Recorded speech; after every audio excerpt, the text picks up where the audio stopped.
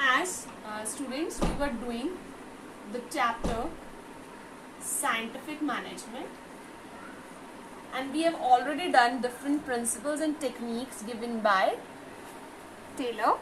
So now we have to do features of scientific management. As I told you, it will be easy for you to understand features of scientific management after understanding the different principles and techniques. So number one feature of scientific management is systematic approach. अब what do you mean by systematic approach? इन्होंने क्या कहा Taylor ने कि हमें जो भी काम करना है, जो भी वर्किंग परफॉर्म करनी है, वो इस तरीके से परफॉर्म करनी है जिसका जो मेथड होगा, जो कॉस्ट आनी है, जो टाइम आपको लेके चलना है प्रोडक्शन के दौरान, किन मशीनरीज पे आपको काम करना है, कौन से इक्विपमेंट्स यूज करनी है, that is well in advance decided. तो एक सिस्टमेटिक अप्रोच है जिसके अंदर जितनी भी एक्टिविटीज आपको अपनी ऑर्गेनाइजेशन में परफॉर्म करनी है, प्रोडक्शन करना है, रिसोर्सेज चाहिए, कहाँ से वो रिसोर्सेज मिलेंगे, कितने टाइम में आपको वो काम करके देना है, कितनी कॉस्ट आनी चाहिए, हर तरीके का स्टैंडर्डाइजेशन यहाँ पे किया गया है. तो इसीलिए कहा गया कि scientific management is totally systematic approach. हर चीज प्रॉपर सिस्टमेटिक और साइंटिफिक मैनर में चलता है जो वेल इन एडवांस डिसाइडेड है. सेकेंड फीचर इसका है it brings complete mental change.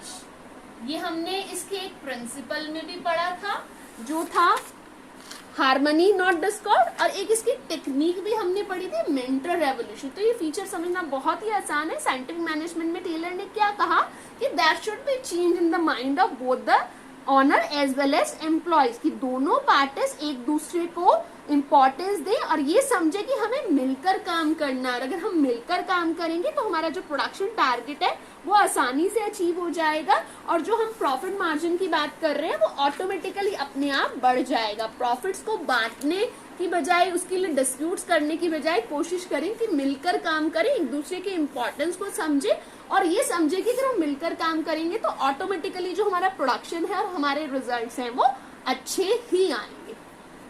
Third feature of scientific management is discards traditional management. Traditional मतलब जो अभी पहले से चला आ रहा है, तो जो अभी तक हम फॉलो कर रहे थे. साइंटिफिक मैनेजमेंट में टेलर ने क्या कहा कि आप पुरानी टेक्निक्स को छोड़ दीजिए. ये भी हमने एक प्रिंसिपल पढ़ा था, science not rule of thumb, कि हमें पुरानी चीजों से चिपके नहीं रहना, उन टेक्निक्स को यूज नहीं करना. हालांकि कांस्टेंट एक्सपेरिमेंट्स करने हैं, नई नई टेक्निक्स डेवलप करनी है ताकि जो हमारा काम है वो बहुत ज्यादा सिंपल, इजी और क्विकर हो जाए. हम ऐसी टेक्निक्स, हमने जैसे एक मेथड स्टडी टेक्निक पढ़ी, हम ऐसा मेथड फाइंड आउट करते हैं जो बेटर हो, जिसमें टाइम वेस्ट ना हो, रिसोर्सेज प्रॉपर्ली यूज हो, रिजल्ट्स बहुत ज्यादा आए और जो एफिशिएंसी है एम्प्लॉयज की वो बढ़ जाए. तो this is discard traditional management. मतलब पुरानी टेक्निक्स को छोड़ दीजिए, उसकी जगह पे नई टेक्निक्स यूज कीजिए जिससे वर्कर्स की एफिशिएंसी बढ़ जाए. Next feature is it requires strict observance of rules. Scientific management के अंदर बहुत जरूरी है कि जो रूल्स आपने बनाए हैं, और ये जो रूल्स बनाए वो आफ्टर ड्यू डेलिब्रेशन बनाए हैं, काफी एफर्ट्स करने के बाद बनाए हैं, और बिल्कुल भी ऐसा चांस नहीं कि उनके अंदर कहीं कोई एरर होगा. अब अपने मेथड स्टडी के अंदर बेस्ट मेथड सेलेक्ट किया, तो ये जरूरी है कि जो मेथड आपने यहाँ पे सिलेक्ट किया प्रोडक्शन करने का, मैन्युफैक्चरिंग करने का, तो उसको आप स्ट्रिक्टली फॉलो कीजिए, तभी वो आपको प्रॉपर रिजल्ट देगा.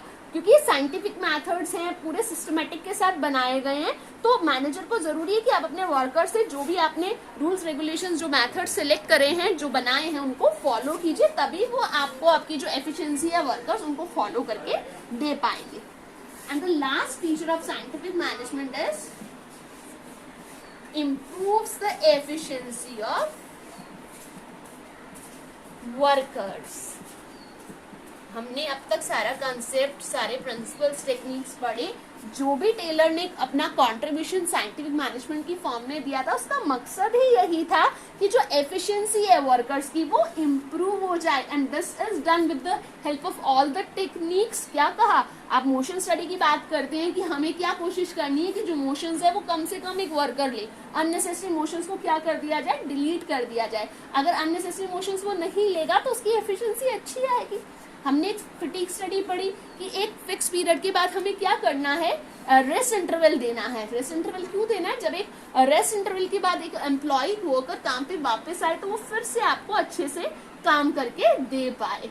तो जितनी भी टेक्निक टेलर ने यहाँ पे दी है उसका मकसद क्या था कि वर्कर्स की एफिशिएंसी इंप्रूव हो जाए, और वर्कर्स अगर एफिशिएंटली काम करेंगे तो जो आपका रिजल्ट है वो बहुत अच्छा आएगा। So these 5 are the features of scientific management. Thank you.